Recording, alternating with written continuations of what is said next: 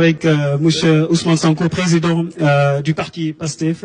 Alors, vous venez d'avoir un entretien avec le chef de l'État. Dans un contexte marqué par la propagation du Covid-19, le président de la République a pris d'importantes mesures allant dans le sens de lutter efficacement contre ce Covid-19. Dites-nous comment avez-vous apprécié cette initiative du président de la République d'associer toutes les forces vives de la nation à la réflexion, notamment à la classe politique, l'opposition dont vous faites partie? Oui, nous sommes venus répondre à cette invitation parce que nous considérons que, surtout des dépassements par rapport aux convictions que chacun d'entre nous peut avoir, l'État a la prérogative et la priorité de la gestion de cette crise. Mais c'est une crise qui interpelle tous les Sénégalais, tous les citoyens. Ce n'est pas une crise qui interpelle seulement l'État et les plus autorités qui sont à sa tête, notamment le président Macky Sall, mais c'est une crise qui interpelle tous les citoyens sénégalais.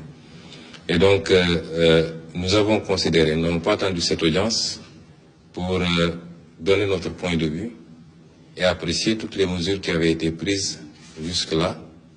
Et je considérais que c'est des mesures qui allaient dans le bon sens. C'était les mesures qu'il fallait prendre. Alors, notre seule présence ici suffit à démontrer que l'heure est grave, je crois. Et c'est pourquoi nous continuerons à lancer un appel aux Sénégalais à rester vigilants et concentrés et surtout à suivre strictement les consignes qui ont été données. Strictement parce que c'est des consignes qui sont données pour leur bien. Il s'agit de sauver des vies. C'est pas c'est pas un jeu. Aujourd'hui, c'est des milliers de morts qu'on voit un peu partout. Et ça n'épargne ni Premier ministre, ni président, ni chauffeur de taxi. Tout le monde est exposé à cette maladie. Donc, il est important que tous les Sénégalais le comprennent.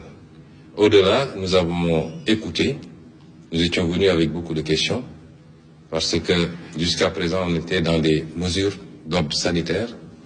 Hier, on nous a annoncé, parce qu'on est à la phase de l'annonce, un certain nombre de mesures d'ordre budgétaire, avec un impact économique et social recherché.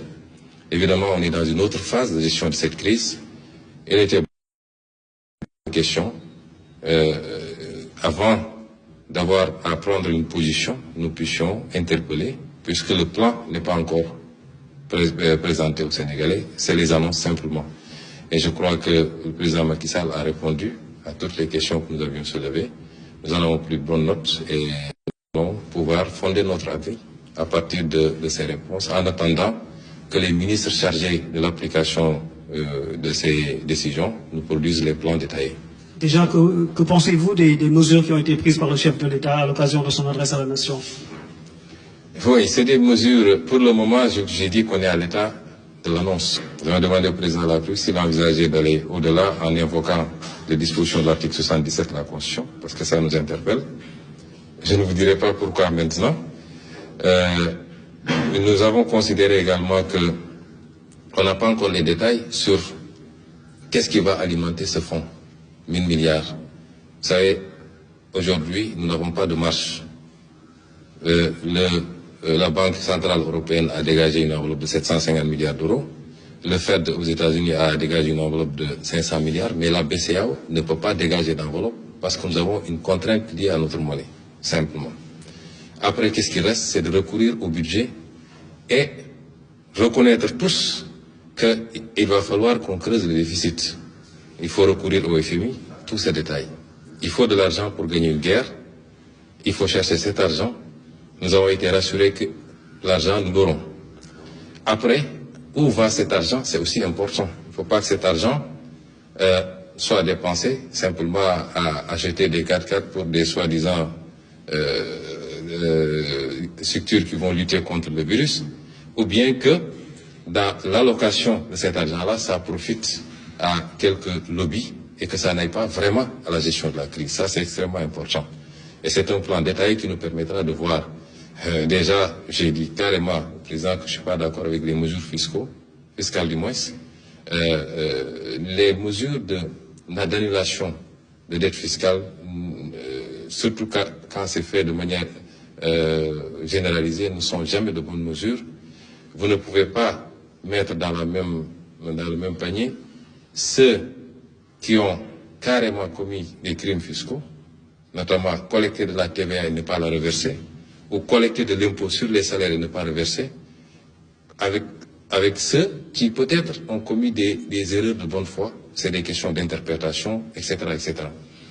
Mais nous avons considéré qu'il est plus pertinent de demander simplement un moratoire, de repousser le paiement de ces dettes fiscaux, puisque nous-mêmes, d'après ce qui m'a été dit, nous allons demander aux bailleurs de nous octroyer un délai pour le paiement de notre dette, plutôt que de procéder à l'annulation d'une dette, pour que ça aille simplement dans des poches et non pas dans la lutte réellement contre la pandémie ou la relance de l'économie.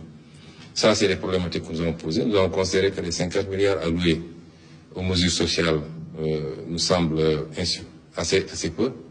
Notamment, si vous avez une enveloppe de 1000 milliards, vous connaissez la situation du pays. Je crois qu'il faut envisager mettre un peu plus.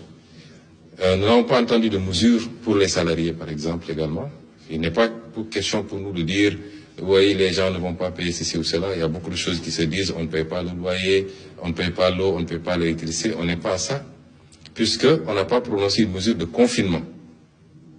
Les gens peuvent continuer plus ou moins à vaquer à leur occupation, mais il faut envisager des mesures pour accompagner ces pans, parce que beaucoup de gens dépendent de ces salariés.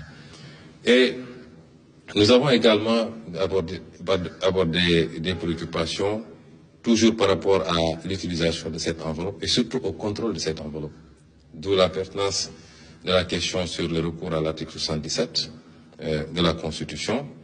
Nous considérons qu'il faut absolument, évidemment, nous sommes en crise, ça justifie cette solidarité et qu'on mobilise les fonds, mais en aucun cas, il ne faudrait qu'un seul franc destiné à ce combat se retrouve ailleurs que de droit. Et ça, c'est extrêmement important. Et c'est une gestion transparente et rigoureuse qui nous le permettrait.